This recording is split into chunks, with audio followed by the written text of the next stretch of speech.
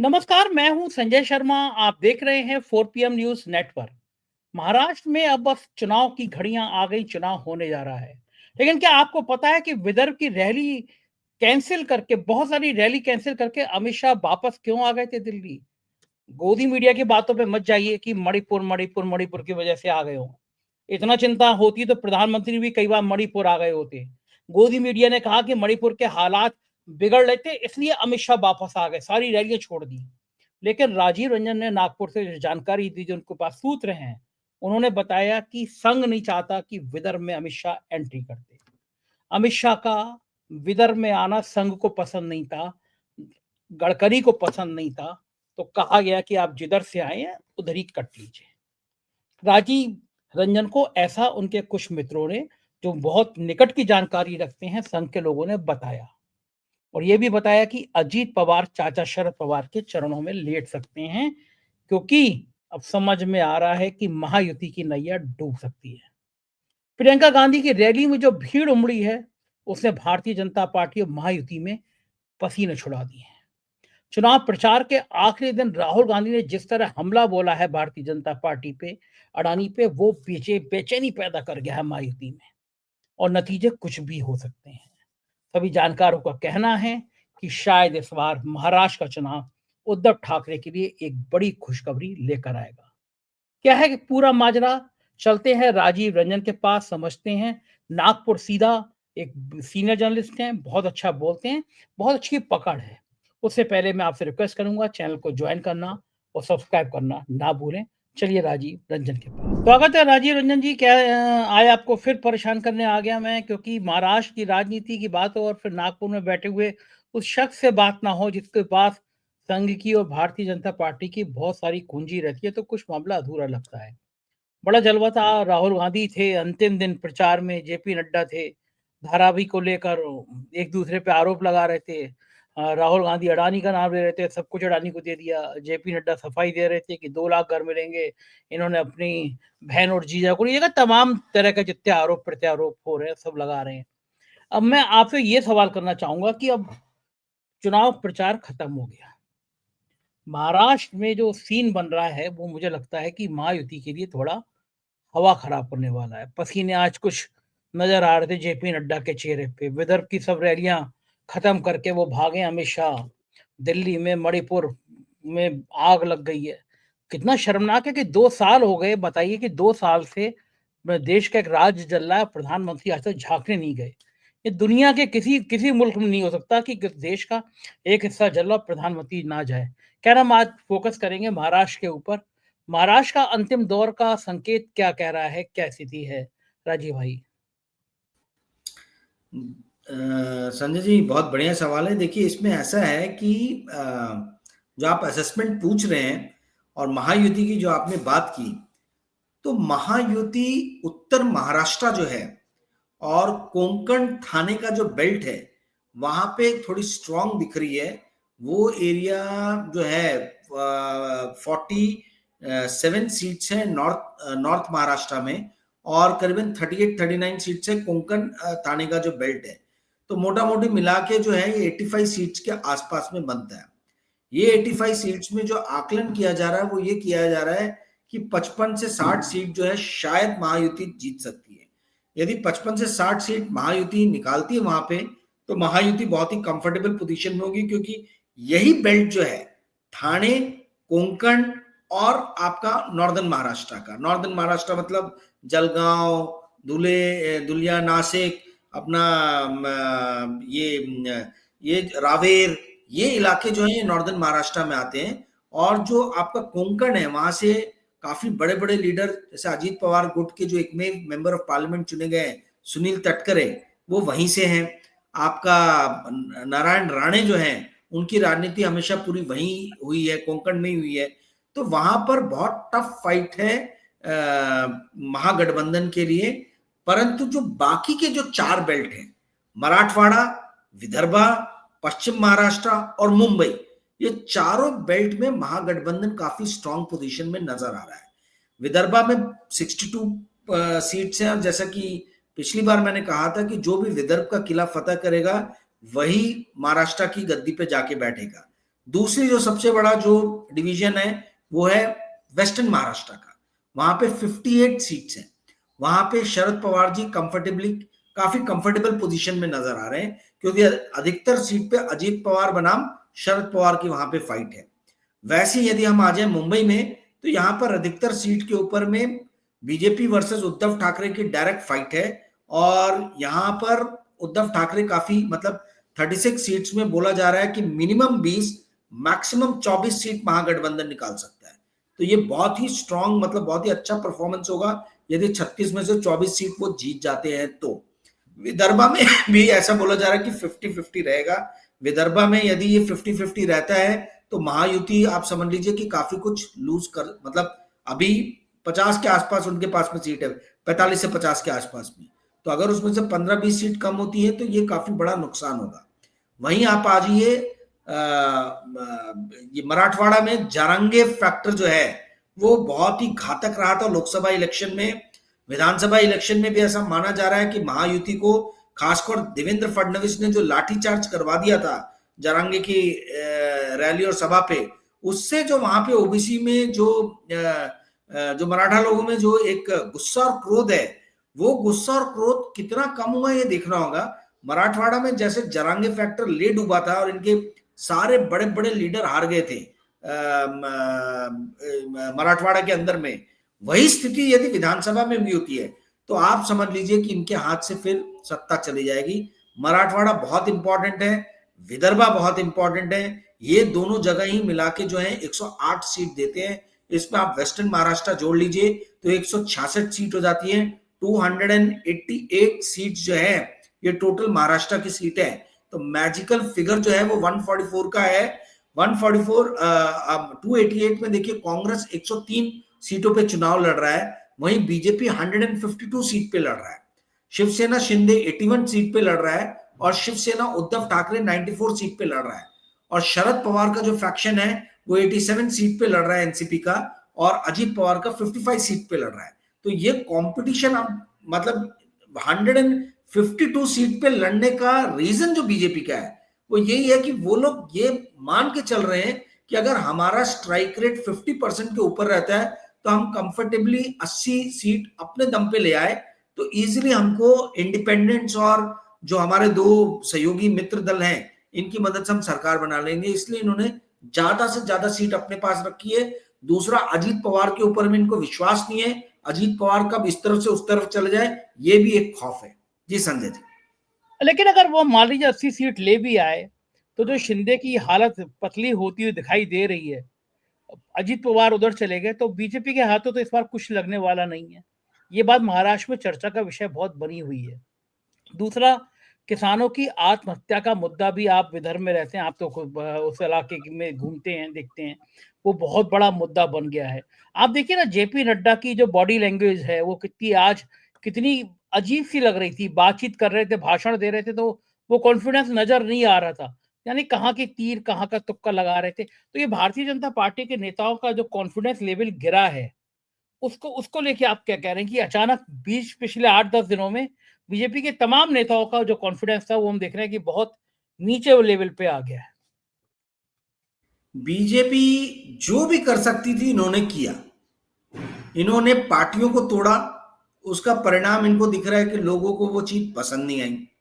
इन्होंने किसानों को 6-6 हजार रुपए सालाना देने का जो है स्कीम 4-5 साल से 3 साल से चला रहे हैं। इनको ये दिख रहा है कि सोयाबीन का चाहे किसान हो, गन्ने का हो, कॉटन का हो, हर संतरे का हो, हर तरफ किसानों में एक मायूसी छाई हुई है। उनको जो उचित दाम मिलने चाहिए वो दाम मिल नहीं रहे। आज की डेट में संजय जी आप इस बात को समझिए कि कृषि की उपज में जो इनपुट कॉस्ट जो जाता है, जो इनको फसल उगाने के लिए जो वो धन अपनी तरफ से लगा रहे हैं, वो उतना धन भी नहीं निकाल पा रहे। तो प्रॉफिट तो आप छोड़ ही दीजिए, यानी इनको इनकी लागत का उचित मूल्य नहीं मिल पा रहा है। इससे एक बहुत ज्यादा मायूसी छाई हुई है। 6,000 रुपए जो हर साल दे रहे हैं, ये ऊंट के मुंह में जीरा डालने जैसा है। जब इनको ये समझ में आया कि इससे भी खुश नहीं हो रहे, तो इन्होंने सोचा चलो अब किसानों की बीवियों को खुश करते हैं, तो उनके नाम पे ये लाडली बहना योजना ले आए। अब 1,500 रुपए मिल रहे। इनको ये समझ में नहीं आ रहा कि आप कितना भी पैसा दे दीजिए वो सोल्यूशन नहीं है। पैसा देना सोल्यूशन इसलिए नहीं है क्योंकि महंगाई आपने इतनी बढ़ा दी है। महंगाई जो है आज खाद से लेके पेस्टिसाइड से लेके कीटनाशक दवाइयां, आप देख लीजिए हर चीज जो खेती में लगती है उन सब की बहुत ज्यादा जो है इनपुट कॉस्ट बढ़ गया है। वहीं मेरे आपके जैसे जो आम जो लोग हैं उनके जीवन यापन का कॉस्ट कितना बढ़ गया है। आप ये सोचिए खाने पीने की चीजों से लेके तो health services, education services, school के बच्चों का ट्रांसपोर्टेशन कॉस्ट जो स्कूल आते जाते हर साल ये 10-15% से बढ़ रहा है। तो लोगों की सैलरी बढ़ रही है क्या? लोगों की सैलरी तो उस रफ्तार से बढ़ नहीं रही है, पहली चीज। दूसरी चीज, आप रोजगार भी नहीं दे पा रहे हो लोगों को। तो जब जॉब नहीं है, आप ये देख रहे हो कि इन्फ्लेशन बहुत हाई है, तो जब तक इन चीजों का आप सोल्यूशन नहीं करोगे, आप कितने भी लोगों को पैसे देते चले आओ, उसका कोई फायदा तो होने नहीं वाला है। मूल जो कारण है, जो मूलभूत कारण है भारतीय जनता पार्टी या महायुति की सरकार के खिलाफ जो एक आक्रोश है, वो कारण ये कि महंगाई बहुत ज्यादा है, बेरोजगारी बहुत ज्यादा है, और जो इन्होंने गलत राजनीति की, इन्होंने कॉन्फ्लिक्ट की राजनीति की है, इन्होंने जोड़ तोड़ की राजनीति की है। लोगों को वो पसंद नहीं है। लोगों ने अपना मैंडेट 2019 में जो दिया था, आपने उस मैंडेट को जो है एक दूसरी तरफ डाइवर्ट करने की कोशिश की, पार्टियों को तोड़ के। ये लोगों को अच्छा नहीं लग रहा है, खासतौर पे जो पढ़े लिखे मिडिल क्लास जो फैमिलीज हैं, उनको ये बात पसंद नहीं आ रही है कि भाई हमारे फिर वोट का क्या महत्व, क्या मूल्य, क्या वैल्यू। इसीलिए जो भी लीडर्स पार्टी तोड़ के दूसरी तरफ गए हैं, ये सारे के सारे अपने पॉलिटिकल करियर की, आप समझ लीजिए कि आखिरी लड़ाई लड़ रहे हैं। यदि इस इलेक्शन में ये हारते हैं तो अजीत पवार, शिंदे, ये लोग पॉलिटिकली खत्म हो जाएंगे, मैं आज आपको बता रहा हूं। जी संजय जी। लोग तो कह रहे हैं, वहां के सीनियर जर्नलिस्टों मेरी बात हुई, बोले कि देखिए कौन आएगा कौन नहीं जाएगा इस पे हम कमेंट नहीं करेंगे। हालांकि महाविकास अघाड़ी का पलड़ा ज्यादा भारी नजर आ रहा है, लेकिन हम एक बात दावे के साथ कहेंगे कि शिंदे मुख्यमंत्री बनने नहीं जा रहे हैं। ये जो लाइन है कि शिंदे, ये बिल्कुल नीचे तक चली गई है कि भैया बीजेपी ने इस बार ऐसा दाव दिया है कि शिंदे तो मुख्यमंत्री नहीं बनेंगे। अब शिंदे मुख्यमंत्री नहीं बनेंगे तो क्या शिंदे के संग, जो शिंदे ने ऑपरेशन लोटस किया, अगर दाएं बाएं गए तो शिंदे के संग भी ऑपरेशन लोटस नहीं हो सकता है? क्या लग रहा है आपको? बिल्कुल हो सकता है। खतरा है यदि किसी भी हाल में शिंदे की पार्टी के जो एमएलएज हैं ये 40 से नीचे आते हैं, ये मान लीजिए 30 पे अटक गए, 25 से 30 पे अटक गए, तो मैं आज आपको बता रहा हूं, मार्क माय वर्ड्स, अगर बीजेपी और शिंदे मिलके 120 का आंकड़ा क्रॉस नहीं कर पाते हैं, तो आप ये समझिए कि शिंदे सबसे सॉफ्ट टारगेट है, इनकी पार्टी पूरी की पूरी टूटने वाली है। और इसीलिए मैंने बोला कि ये बैटल लड़ रहे हैं, ये अपने सर्वाइवल का बैटल लड़ रहे हैं। ये बात शिंदे को भी मालूम है, ये बात अजीत पवार को भी मालूम है। अजीत पवार के पास में तो भी एक सोल्यूशन है कि जाके चाचा के पैरों में पड़ जाएंगे, चाचा माफ कर देंगे, चाचा बड़े हृदय वाले हैं, जीवन के आखिरी पड़ाव पे हैं। ऐसे उम्र के दहलीज पे आके आदमी जो है वो उसके अंदर में क्षमा की भावना ज्यादा आ जाती है, तो हो सकता है वहां पे एक बार माफी मिल जाए। पर शिंदे के साथ तो वो ऑप्शन भी नहीं है। तो अब सवाल ये उठता है कि ये लोग जो है ये अपने सर्वाइवल का बैटल लड़ रहे हैं। यदि 40 से कम किसी भी तरीके से शिंदे के मेंबर ऑफ एमएलए आते हैं, तो आप ये मान के चलिए कि ऑपरेशन लोटस जो है वो इस बार शिंदे के ऊपर में होना तय है। अजीत पवार के साथ भी ये हो सकता है, यदि अजीत पवार ये जिद ठान के बैठ जाएं कि नहीं मैं बीजेपी के साथ ही रहूंगा, तो बहुत सारे लोग अजीत पवार के भी छोड़ के आ जाएंगे। देखिए एक बात समझिए आप संजय जी, जो महाराष्ट्र का जो पॉपुलेशन है, इसके अंदर में डीएमके फैक्टर बहुत बड़ा रोल प्ले करता है। डीएमके मतलब क्या है? दलित, मुस्लिम और कुनबी। कुनबी यानी मराठा कम्युनिटी का एक बहुत बड़ा, ओबीसी कम्युनिटी का एक पार्ट है कुनबी, ठीक है। तो कुनबी यानी जो पहले एक परिवार में मान लीजिए 2 लड़के हुए, एक लड़का युद्ध के मैदान में चला गया तो मराठा हो गया, और दूसरा जो घर में रुक के खेती किसानी करने लगा वो कुनबी हो गया। तो कुनबी जो है वो ओबीसी में आ गए हैं, पर मराठा ओबीसी में नहीं आए। इसी की पूरी लड़ाई है, यही रिजर्वेशन की। तो जो कुनबी है ये बहुत बड़ी संख्या में, खासतौर पर विदर्भा में तो बहुत बड़ी संख्या है कुनबी कम्युनिटी की। तो ये जो डीएमके फैक्टर है, जहां भी दलित, मुस्लिम और कुनबी मिलके वोट करते हैं, वहां पे आप समझ जाइए कि पूरी की पूरी सत्ता उस तरफ चली जाती है। आज दलित, मुस्लिम और कुणबी महागठबंधन के साथ खड़ा है। यही हमको लोकसभा के भी इलेक्शन में नजर आया था कि दलित, मुस्लिम और कुणबी गठबंधन के साथ में था, इसीलिए गठबंधन को 30 सीट और महायुति को 18 सीट मिली आपके महाराष्ट्र के 2024 के लोकसभा इलेक्शन में। तो यही चीज अगर डीएमके फैक्टर जो है दलित, मुस्लिम और कुणबी का, ये यदि असेंबली इलेक्शन में भी उसी पैटर्न पे वोटिंग करता है जैसे लोकसभा में किया था, तो मार्क माय वर्ड्स, आप मान लीजिए कि महागठबंधन को जीतने में कोई मुश्किल नहीं होगी। इसमें जो एक फैक्शन तोड़ा जा सकता है और जिसका पूरा भरपूर प्रयास किया जा रहा है वो है कुणबी, यानी जहां पर भी ओबीसी को तोड़ ले। जो बीजेपी आज ना केवल महाराष्ट्र में बल्कि पूरे भारत में जो रूल कर रही है वो सिर्फ और सिर्फ इसलिए कर पा रही है क्योंकि ओबीसी उनके साथ में। यदि ओबीसी वोट को खींच लिया किसी भी तरीके से महागठबंधन ने, जैसे कि लोकसभा इलेक्शन में किया था महाराष्ट्र में, यदि वो हो गया तो आप ये मान के चलिए कि महागठबंधन की सरकार बनने में कोई मुश्किल नहीं आएगी। मराठा लोग चिढ़े हैं इनसे, कुणबी चिढ़े हुए हैं, दलित चिढ़े हुए हैं, मुस्लिम चिढ़े हुए हैं, अल्पसंख्यक जो दूसरे आते हैं, चाहे वो सरदार कम्युनिटी हो, चाहे आपकी ये क्रिश्चियन कम्युनिटी हो, ये सब के सब नाराज चल रहे हैं और किसान तो नाराज हैं ही।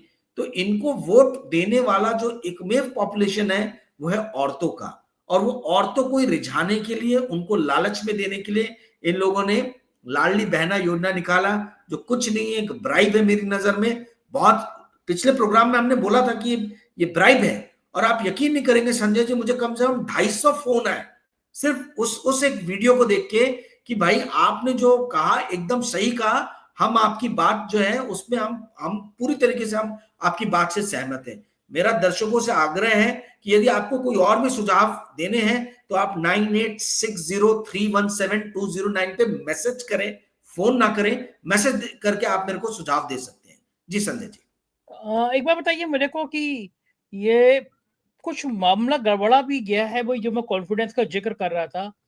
गुरुद्वारे में पहुंच गए जेपी नड्डा जी, वहां कीर्तन चल रहा है। आप देखो भैया कि कहीं पे आराधना हो रही है, पूजा पाठ हो रहा है, तो तुम्हारी तरह नहीं है भैया, बीजेपी की तरह सब नहीं है कि वो धार्मिक स्थलों को भी पूजा का केंद्र जहाँ पे है वहां पे भी राजनीति का केंद्र बना दे। जैसे हमारे प्रधानमंत्री जाते हैं तपस्या करने, कैमरा वैमरा लेके चले जाते हैं, लाइट वाइट लेके जाते हैं, तो वो उन्होंने सोचा यहाँ भी ऐसे ही होगा कि अगर वहां पे लंगर चल रहा है, कीर्तन चल रहा है, आरती चल रही है, तो फिर हमें हमें देख के सब लोग छोड़ देंगे और हमें हमें आकर्षित होंगे, हमें अपनी बात कहने का मौका मिलेगा। लेकिन सिख कौम है, मजबूत कौम है, बहादुर कौम है। नड्डा जी को खदेड़ दिया गया गुरुद्वारे से, वीडियो बड़े वायरल हो रहे हैं। आप उन्होंने कहा आप जाइए यहाँ से, आप देखिए ना कीर्तन चल रहा है, भजन चल रहा है, और आप यहाँ राजनीति करने आ गए। तो क्या नड्डा जी को ये समझ नहीं आ रहा कि गुरुद्वारे में जहाँ पे आवाजें आ रही हैं कीर्तन की, वहां पे चले गए? ये लोगों ने समझाया नहीं है? नड्डा जी ओवर कॉन्फिडेंस है, कहीं पे भी घुस जाओ, सब जगह अपना ही अपना हिस्सा है। ये इनकी बेबसी, मायूसी, विवशता जो है इसको जाहिर करता है। संजय जी, नांदेड़ की हार ने इनको अंदर से हिला दिया है। नांदेड़ में सिख कम्युनिटी का अच्छा खासा जो है पॉपुलेशन है, साइजेबल पॉपुलेशन में है। अब आप समझिए कि नांदेड़ से इन्होंने लोकसभा इलेक्शन के ठीक पहले दो दो राज्यसभा के नॉमिनी दिए। एक तो वो जो बंडखोरी करके जो ये लेके आया अशोक चौहान को राज्यसभा सुबह ज्वाइन किया, शाम में राज्यसभा भेज दिया। दूसरा जो है, मैं नाम भूल रहा हूँ, वो अयोध्या में टेंपल पे सबसे ऊपर चढ़ के हथौड़ा चलाया था उन्होंने, पहले उन्होंने भेजा। तो ये दो दो प्रयास राज्यसभा भेज के जो किया, उसके बावजूद भी लोगों को रिझा नहीं पाई है नांदेड़ के, और नांदेड़ में जो इनको हार मिली, इससे इनको ये समझ में आ रहा है कि भाई मामला गड़बड़ है।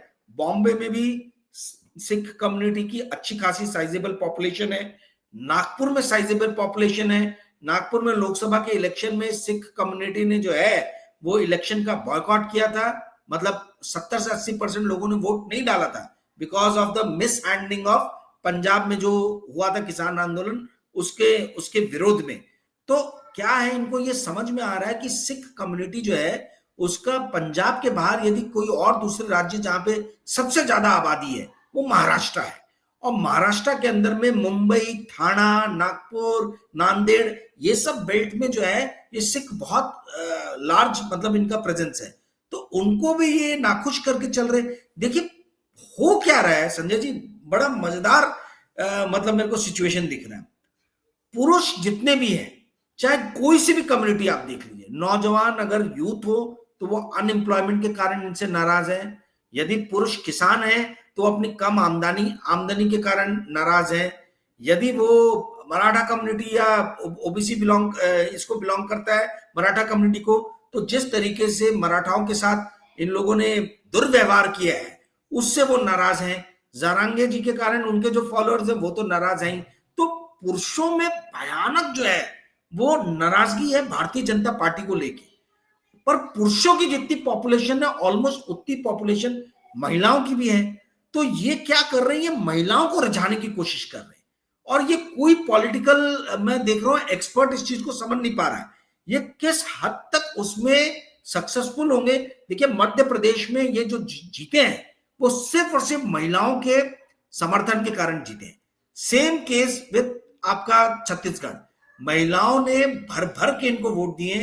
देखना ये होगा कि क्या महाराष्ट्र में भी इनका ये जो लाडली बहना योजना जो है ये मध्य प्रदेश की तरह जो है क्या ये सक्सेस का गुल जो है खिला पाएगा इनके लिए, क्योंकि पुरुषों के अंदर में भयानक नाराजगी है। यदि इनका बेड़ा पार अगर होगा महायुति का तो वो सिर्फ और सिर्फ महिलाओं के ही दम पे होगा। देखना हमें ये है कि महिलाएं कितना इनका साथ देती है। जी संजय जी, बिल्कुल ठीक कह रहे हैं आप। और फिर देखिए ना, कुछ हालात, कुछ संकेत भी गड़बड़ हो रहे हैं। जैसे विदर्भ में अमित शाह की रैलियां थी और अचानक सब रैलियां रद्द करके अमित शाह को वापस लौटना पड़ा। उसका क्या संकेत गया होगा विदर्भ में जहां जहां रैलियां थी वहां कि भैया गृह मंत्री आ रहे हैं, बड़ी बड़ी बातें करेंगे, नहीं गृह मंत्री तो भाग खड़े हुए। तो फिर इस बात का क्या अर्थ गया होगा, क्या लग रहा है आपको?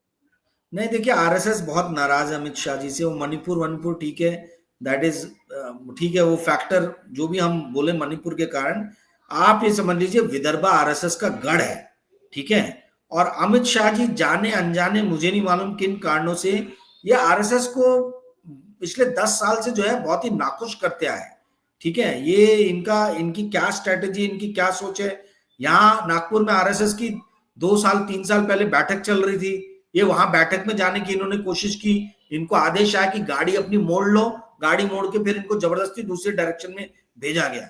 तो ये जो इनका जो ये है कि भाई हर चीज में अपनी नाक जो है वो डालना, मतलब हर चीज, हर फैसले में, हर ऑर्गेनाइजेशन के अंदर में मेरा प्रेजेंस रहे, मेरा डिसीजन चले, ये देखिए नहीं पसंद आता लोगों को। और आरएसएस को आपकी जरूरत नहीं है, आपको आरएसएस की जरूरत हो सकती है।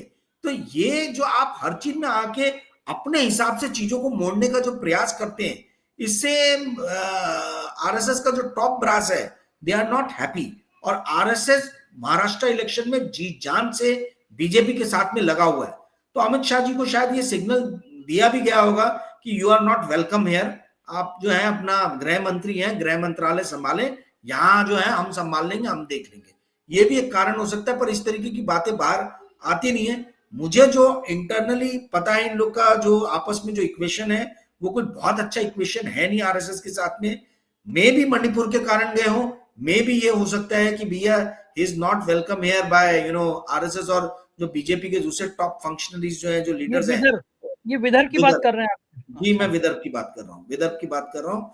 देखिए कुछ भी कह लीजिए, आज भी विदर्भ गडकरी साहब का है। यदि गुजरात जो है वो मोदी और अमित शाह का है, तो पूरा विदर्भ जो है वो गडकरी जी के पीछे एक में वही अपनी सीट तो बचा पाए बीजेपी से, और कौन बचा पाए। तो कहने का अर्थ है, और आरएसएस का गढ़ है, आरएसएस यहाँ काम कर रहा है। तो जब आरएसएस काम कर रहा है तो आपकी जरूरत क्या है, आप हर जगह क्यों पहुंच जा रहे हो? जहां आपकी जरूरत है आप उन इलाकों में करो जो भी आपको काम करना है। परंतु यदि आपको यहाँ इन्वाइट नहीं किया गया है तो आप जबरदस्ती आके यहाँ पे कैंपेनिंग करोगे तो आपको वैसा सपोर्ट नहीं मिलेगा। हो सकता है सिग्नल ये गया होगा कि आपकी रैली में भीड़ ही नहीं आएगी, आपकी रैली में लोग ही नहीं आएंगे, ये भी हो सकता है ना। तो ये मैं कयास लगा रहा हूं, अनुमान लगा रहा हूं, मुझे कोई पुख्ता जानकारी नहीं है, पर ये भी फैक्टर्स है क्योंकि इनकी जो दूसरी रैलियां हुई हैं अमित शाह जी की या मोदी जी की, उसमें कोई बहुत भारी भीड़ नहीं आई है। आज आप देखिए नागपुर में जैसी रैली प्रियंका गांधी ने की और जो भीड़ गई, बंटी बाबा शेलके, प्रफुल्ल गुर्दे पाटिल, विकास ठाकरे, नितिन राउत, इनमें जान आ गई उस रैली के बाद में। अब इलेक्शन में 20 तारीख को क्या होगा मुझे नहीं मालूम, पर वो विशाल, वो भव्य रैली की मतलब कई किलोमीटर तक जो है आने जाने का ट्रैफिक जो है वो एकदम पूरी तरीके से बंद हो गया हो, वैसी रैली तो हमको दिख ही नहीं रही है अमित शाह जी की या मोदी की।